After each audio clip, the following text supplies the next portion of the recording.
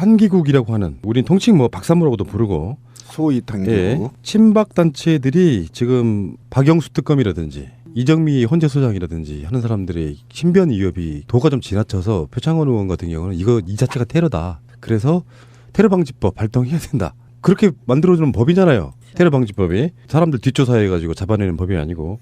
근데 심지어는 이정미 대행의 집 주소까지 공개를 하는. 어쩌라는 거죠. 이 정도 되면 이건 범죄잖아요. 그러면 저번에 말씀하신 것처럼 경찰은 수사에 즉각 착수해야 되는 거 아닙니까? 수사하고 있다는 이야기는 없어요. 그러니까 제가 화가 난 게 그런 거예요. 소위 탄기국 이 아이들이 표창원, 박영수, 이정미, 손석희의 집 주소를 공개했단 말이죠. 그리고 그 전날 또는 박근혜가 감사의 메시지, 테러 메시지를 저는 사실 싫었다고 보는 거거든요. 그리고 그 변호사들이 지금 갖가지의 테러 메시지를 좀 던지고 있단 말이에요. 이 테러는 곧 애국적인 행위다. 이렇게 이제 메시지를 던지고 나서 이런 주소를 공개하면 누군가 미친 새끼가 가서 테러 하라는 얘기거든. 그래서 사회를 혼란스럽게 만들어서, 또는 테러를 하지 않았다 하더라도 이렇게 거론된 사람들을 국가의 혈세를 통해서 또는 자비를 통해서 경호를 해주고 있지 않습니까? 그런데 원래 만약에 이 메시지를 우리 촛불 집회에서 했다고 생각해 보십시오. 촛불 집회가 이런 메시지를 던져서 주소를 남겨라고 한번 해보십시오. 그러면 이 나라 검찰과 경찰은 어떻게 진행됐을까요? 이미 수백 명은 구속되고 테러법이 적용될 것뿐만 아니라 촛불 시위 자체가 이미 해산돼 버렸을 겁니다. 이렇게 위증한 사회 혼란 메시지를 던지고 있는데도 테러법도 적용 안 하고, 그다음에 인지됐으면 미리 수사 방지 차원에서 내 살에 들어가야 되거든요. 수사도 안 하고 오히려 방기해버리는, 굉장히 지금 이상한 꼴이 되고 있어요. 근데 이번에 그 박지원 국민의당 대표의 의미심장한 발언이 나와서 한번 소개를 해드릴게요. 태극기 집회에 자금 지원하는 세력이 있다. 첫째, 둘째 집회에 든 비용이 어떤 정보가 취득됐나 보죠. 2억 들어갔고 4억 들어갔는데 현재도 버스 동원이 전국적으로 이루어지고 있다. 그러니까 어떤 정보가 들어왔는데 그게 자금 지원하는 세력이 있다. 어디일까요, 여러분? 우리가 추정되는 곳을 몇 가지 한번 이야기 한번 꺼내봅시다. 첫 번째. 정경련? 기본으로 들어가겠죠. 저는 정경련은 아니라고 봐. 정경련 여기서 잘못했다가 진짜 개박살 나는 수가 있어가지고. 아니 최근에 그 이승철이라고 부회장 퇴직금을 20억을 줬대는데 그동안 나간 돈은 영수증 처리하려고 그렇게 한 거 아닐까라는 의심을 살짝 해보긴 했었는데, 아직 뭐 정경련이 얼마나 잔고가 남아 있는지 몰라도, 신기로 유입되는 자금은 없을지 몰라도 갖고 있는 잔고 갖고 좀 털어주긴 했겠죠. 어차피 탄력이 붙어 있는 상황이니까. 일단 가장 급한 놈이 돈 되게 돼 있거든. 그렇지. 그래서 저는 최순실 패밀리들이 여기저기서 좀 뒤에서 돈을 지원하고 있는 게 아니냐라는 지금 의혹이 지금 제기되고 있고, 저도 그쪽에 한 표 보태고 싶습니다. 특히 순실이 언니, 순실이보다 사실상 재산이 더 많다고 하는 순득이 언니네 집 재산이 일부 흘러나오고 있는 게 아닌가 싶은 생각이 이렇게 들어요. 순진해요. 왜 국정원 이야기 안 나오지? 순서대로 하려고 했죠. 삼성도 지금 얘기가 나와야 되고. 그러니까 정경련은 내가 봤을 때 아닌 게, 이 엄중한 시국에 지금 정경련이 그거 했다가 어떤 복면을 맞으려고 그거 해요. 그리고 정경련 걔네들은 자기들 이득 되지 않는 것에 투자하지 않는다. 저는 그렇게 보고요. 실제로 이 국면을 돌려보려고 하는 세력은 정경련일 수는 없어요. 정경련은 오히려 삼성, 현대 이런 데가 탈퇴를 선언하면서 위기에 봉착해 있는데 무슨 이런 집회에 자금 지원하겠습니까? 그럴 만한 여력이랄까 정신적인 여유는 없다고 보고 국정원이라고 보는 겁니다. 제 입장에서는 국정원의 약간 일종의 잔당, 이런 세력들 또는 새누리당일 수도 있습니다. 지금 현재 자유한국당 같은 경우는 자기 정당 행사로는 할 수 없지만 거기에 어느 정도 협찬 지원해 줄 수 있다고 생각해요. 근데 이거는 금감원을 통해서든지 어디서든지 자금의 흐름을 분명히 파봐야 돼요. 이게 지금 은행 계좌로 돈 쏴주진 않았을 거란 말이에요. 그 할아버지들한테. 다 일당으로 돈으로 나눠줬을 건데, 그렇다고 치면 그 정도의 현금을 꾸준하게 어디선가 지금 동원하고 있는 세력이 있다는 건데, 이 돈이 태극기 집회에만 들어가겠냐고 앞으로. 그러니까 저희가 이게 지금 뭐 박지원 대표가 뭐 2억이니 3억이니 얘기냐, 이건 껌값입니다. 저희 전공로에서요 221개 지부에서 버스를 대절해서 5만에서 10만 사이의 집회를 하면요 얼마 들어간지 아세요?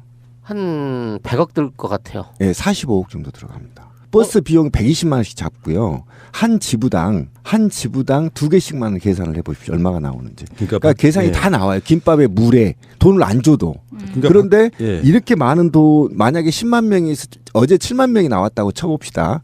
그러면 일부 반은 교회에서 나왔다고 쳐요. 그죠? 교회에서 나왔다고 치지만 일부 반 관변단체에서 동원한 모집책들이 있거든요. 이 모집책들이 동원한 돈과 수당 같은 경우는 천문학적인 숫자일 수도 있어요. 그래서 이 돈이 우리 권 PD가 얘기한 것처럼 최순실의 일부 비자금과 국정원의 회계 처리 안 된 돈들이 스며들었을 가능성에 대해서 굉장히 높게 보는 겁니다, 사실은. 아직도 이제 국정원의 우병우 라인이 살아 있으니까. 다 살아있죠. 아까 찌라시님 얘기가 굉장히 저는 이제 눈에 거슬리는데 우병우 라인이 어디에도 있냐면 국세청에도 있단 말이에요. 그러니까 못 움직이는 겁니다. 그렇겠지. 예, 못 움직이는 거예요, 지금. 감시할 수 있는 데를 먼저 잡아놨구나. 그래서 2차장 되어 있죠. 그다음에 또 검찰은 또 우병우 라인이 아직도 버티고 있다는 거 아닙니까? 그러니까 이런 측면에서 보면 제가 볼 때 이런 현상은 사정기관은 기본이고요. 이런 국정원 정보기관들이 유물적인 재화들을 지원하지 않으면 불가능한 수치입니다, 사실은. 그러니까 박지원 대표의 말은 전체 규모를 이야기한 건 아닐 것 같아요. 공식적으로 집행된 예산에 일부. 대한. 그 실제로 우리가 기억들 아십니까? 그 박진 촛불 집회 사회자분도 이야기했지만 한 번 100만 명 집회를 하는데 1억 든다 그랬잖아. 그 저기만 네. 시설비만. 그러니까 시설비만. 나머지 다 자원봉사 형태로 가니까요. 시설비. 실제로 여기는 1억 정도 드는 거예요. 실비로만. 그런데 이제 공식적인 집행이 2억, 뭐 4억 이렇게 이야기 점점점 했다는 것은 이런 식으로 집행되는 뭔가 돈을 하긴 그렇긴 해요. 우리들처럼 자발적으로 뭔가 모금해가지고 하는 행사가 아니고 누군가에 끌어가는 진짜 관제대모다 보니까 거기에 어느 정도 중심이 되는 인물들은 일당도 지급을 해야 되고요. 여러 가지 측면에서 그래서 누가 우리한테 보낸 이메일에 그런 이야기를 했어요. 시위를 나가는 건 국민의 권리인데 돈 받고 나가는 건 국민이 아니다. 이렇게 표현하신 분이 있었고요. 그러니까 소위 박사모 류의 집회 예. 또는 소위 박근혜 집회라고 저는 이렇게 말하고 싶은데 소위 박근혜 집회 리더들은 지금 대박 난 겁니다. 왜냐하면 이 흘러들어온 돈으로 자기들 수당도 받고요. 연설비도 받기 때문에 한 번 집회마다 호주머니가 두둑할 거예요. 이거 그럴 수밖에 야, 없고요. 이것도 언딘이랑 비슷한 사업. 아니 제가 이걸 현장에서 이제 자주 가지 않습니까? 그런데 이런 경우를 경험을 했어요. 사람이 잘 보이고 되게 대중성이 있는 자리를 서로 선점을 하는 겁니다. 예를 들면 주옥순두의 엄마 부대인가 어머니 부대인가. 예, 요거 엄마 부대 봉사단. 그 부대라고 하잖아. 예, 엄마 부대들이 A 장소를 선점해 있어요. 1인 시위를 하고 있어요. 그러면 비단체 탄기국이나 박사모들이 또 와서 그 자리를 빼앗으려고 옆에 서요. 그러면 주시 부대가 이쪽하고 또 싸워.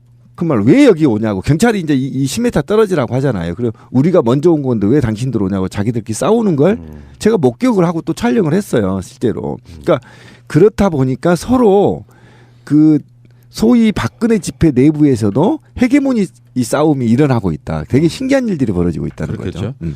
낮엔 태극기, 밤엔 촛불. 이렇습니다. 촛불에 대항하는 일명 태극기 집회가 늘어나면서 촛불과 태극기 양비론이 기승을 부리고 있습니다. 이에 대한 한겨레 김종구 논설위원의 칼럼입니다. 촛불과 태극기 양비론의 선봉에는 조선일보가 있다. 객관성과 공정성의 외피를 두르고 있지만 실제로는 본질을 호도하고 상황을 왜곡해 국민을 현혹한다. 촛불 집회에는 공정하고 정의로운 세상을 건설하자는 꿈과 희망이 녹아있다. 반면 탄핵 반대 집회 쪽은 빨갱이를 죽이자, 군대여 일어나라, 이런 따위의 맹신과 광기가 넘쳐난다. 그런데도 둘 다 잘못이다라고 몰아세우는 것은 사태의 본질을 흐리는 전형적인 물타기다. 상황을 오도하고 국민을 현혹하는 촛불 태극기 양비론은 탄핵 당해야 마땅하다. 이런 내용이었습니다. 3.1절에 태극기를 달지 않는 집이 늘어났습니다. 친박단체 회원들이 자신들의 집회를 태극기 집회로 부르면서 태극기가 탄핵 반대 집회의 상징인 양 굳어졌기 때문으로 보입니다. 또한 3.1절 태극기 개양률이 줄어들었다는 통계도 나왔는데 춘천시 학원연합회가 태극기 개양 실태를 점검한 결과 올해 3.1절 태극기 개양률은 18%에 그쳤습니다. 아이고, 이것도 18이군요. 실태 조사를 해온 지 19년 만에 가장 낮은 개양률입니다. 경향신문 보도였습니다. 친박단체인 탄기국에서 3월 1일 탄핵 무효 집회에 500만 명이 참가했다고 발표했습니다. 1000만 명가량 되는 서울 시민의 절반가량이 또 국민의 10분의 1이 집회에 나왔다는 이야기인데 지나친 숫자 부풀리기란 지적이 나옵니다. 한편 같은 날 광화문 광장에서 촛불 집회를 연 퇴진 행동 측은 수치가 너무 허황돼서 논평할 가치가 없다, 이렇게 평가했습니다.